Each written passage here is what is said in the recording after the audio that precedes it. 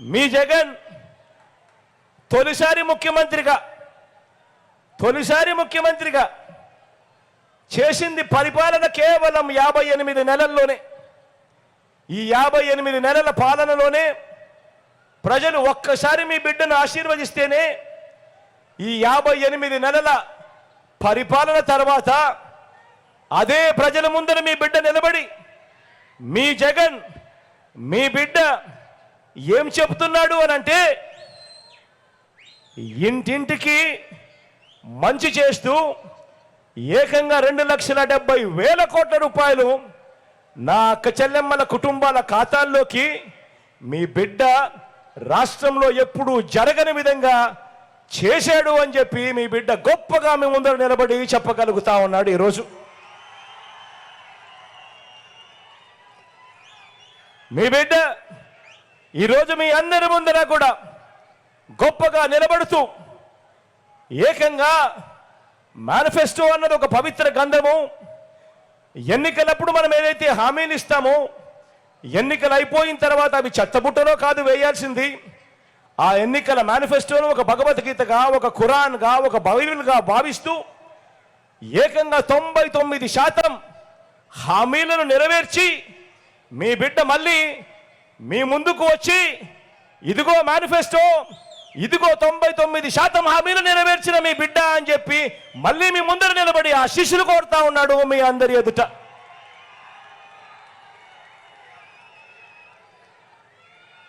మీ బిడ్డ మీ జగన్ ఇంటింటికి కూడా పౌర సేవలు డోర్ డెలివరీ చేయిస్తా ఉన్నాడు మీ బిడ్డ. అది పెన్షన్ కావచ్చు, రేషన్ కావచ్చు, లేదా వివిధ పథకాలు కావచ్చు, లేదా బర్త్ సర్టిఫికేట్ కావచ్చు, లేదా కాస్ట్ సర్టిఫికేట్ కావచ్చు, ఏదైనా కూడా మీ బిడ్డ మీ ఇంటి వద్దకే వచ్చే పౌర సేవలను ఇంటింటికి పంపిస్తా ఉన్నాడు మీ బిడ్డ. మీ జగన్ ఓ లంచాలు లేని, ఓ వివక్ష లేని వ్యవస్థ తీసుకొచ్చాడు. మీ జగన్ ఎక్కడ ఎవరు లంచాలు అడగడం లేదు, ఎక్కడ ఎవరు వివక్ష చూపించడం లేదు. మీ జగన్కు గత ఎన్నికల్లో ఓటు వేయని వారైనా సరే అర్హత ఉంటే చాలు, వారికి కూడా మంచి చేసే కార్యక్రమం జరుగుతూ ఉన్నది కేవలం మీ బిడ్డ హయాంలోనే.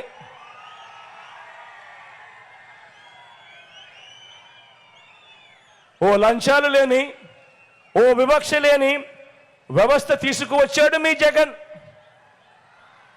గ్రామాలలో మన స్కూళ్లను మార్చాడు మీ జగన్. గ్రామాలలో మన హాస్పిటళ్లను మార్చాడు మీ జగన్. గ్రామాలలో మన వ్యవసాయం మార్చాడు మీ జగన్. సామాజిక న్యాయానికి అర్థం చెప్పాడు మీ జగన్. అవ్వ తాతల సంక్షేమం, అక్క చెల్లెమ్మల సాధికారత అంటే ఇది అని చేసి చూపించాడు మీ జగన్. మీ బిడ్డ అని సందర్భంగా గర్వంగా చెప్తా ఉన్నా.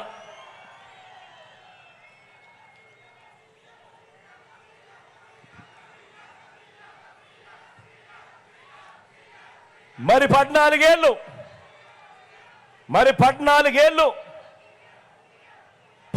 ఏళ్ళు మరి చంద్రబాబు నాయుడు గారు ముఖ్యమంత్రిగా చేశారు కదా. మరి 14 ఏళ్ళు చంద్రబాబు నాయుడు గారు ముఖ్యమంత్రిగా చేశారు కదా. మరి జగన్ చేసిన దాంట్లో, మీ బిడ్డ చేసిన దాంట్లో కనీసం 10% అయినా కూడా నేను చేశాను అని చెప్పి ఇదే చంద్రబాబు నాయుడు గారు గుండెల మీద చేయి వేసుకొని ధైర్యంగా నిబద్ధతతో చెప్పగలడా అని అడుగుతా ఉన్నాను.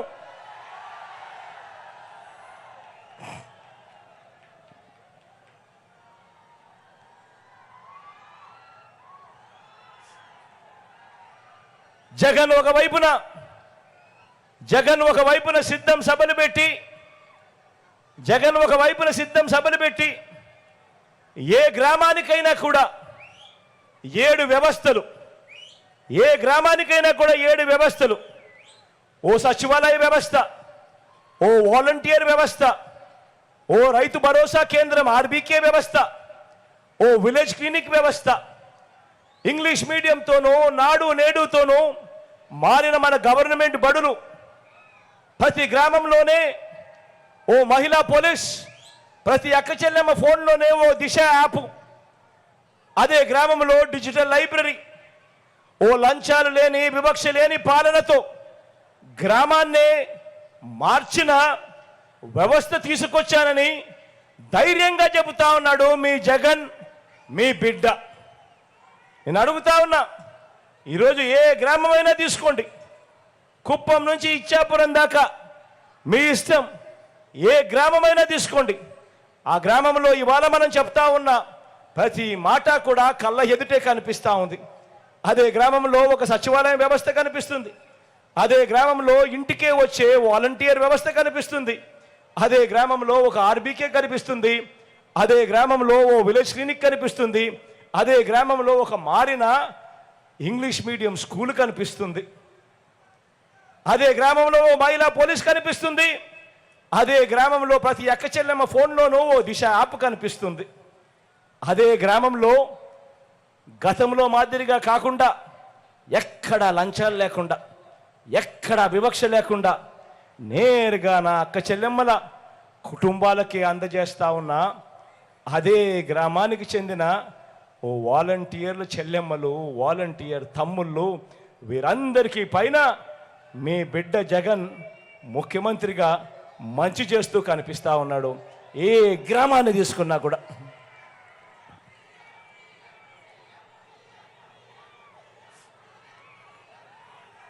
అందుకే చెప్తా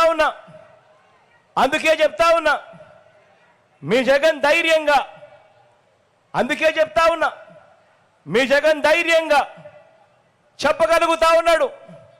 రైతులకు ఇవి చేశాను, అక్క చెల్లెమ్మలకు ఇవి చేశాను, అవ్వ తాతలకు ఇవి చేశాను, చిన్నారులకు ఇవి చేశాను, పెద్ద చదువుల కోసం ఇవి చేశాను, వైద్యం కోసం ఇవి చేశాను, యువత కోసం ఇవి చేశాను అని అంటూ మొత్తం కుటుంబానికి ఏం చేశాడు, ప్రతి గడపకు ఏమి చేశాను అని పదే పదే వివరిస్తా ఉన్నాడు మీ జగన్, మీ బిడ్డ.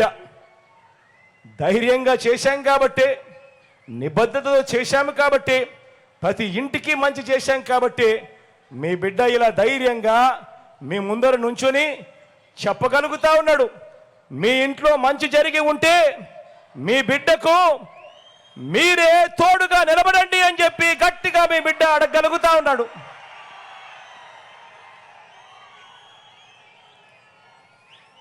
మీ బిడ్డ ప్రతి చోట కూడా చెప్తా ఉన్నాడు, చేసిందే చెప్తా ఉన్నాడు మీ బిడ్డ. పేదల భవిష్యత్ కోసం ఈ మంచి కొనసాగాల్సిన అవసరం గురించి మీ బిడ్డ ప్రతి సిద్ధం సభలోనూ చెప్తా ఉన్నాడు. ఈరోజు మంచి జరిగింది, ఇదే మంచి మరో 5 సంవత్సరాల పాటు మళ్ళీ కొనసాగాలి అనంటే, జరుగుతా ఉన్న ఈ మంచిని మనం